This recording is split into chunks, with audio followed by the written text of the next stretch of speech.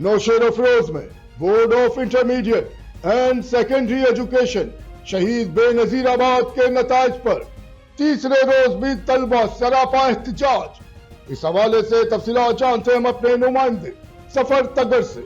जी जफर, हमें तफसीलात से आगाह कीजिएगा।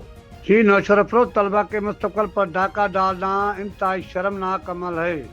उमर फारूक अब्बासी, इंसाफ न मिला तो तलबा अपने पूरी कुव्वत से मैदान में निकलेंगे। अब्दुर्रहमान राजपूत, मुस्लिम स्टूडेंट ऑर्गेनाइजेशन की जानिब से तलबा व तालबात के साथ प्रेस कॉन्फ्रेंस की गई। उमर फारूक अब्बासी, मोहन नाजिम MSO पाकिस्तान, अब्दुर्रहमान राजपूत तर्जुमान MSO सिंध व दीगर तलबा ने कहा कि board of intermediate and secondary education Shaheed Benazir आबाद के जानब से 9वीं और 11वीं जमात के इम्तहान की जारी किए गए नताज में नाइंसाफी और जुल्म की इंतहा कर दी गई है। बेशतर तलबा को इम्तहान देने के बावजूद गैर हाजिर करार दे कर फेल कर दिया गया।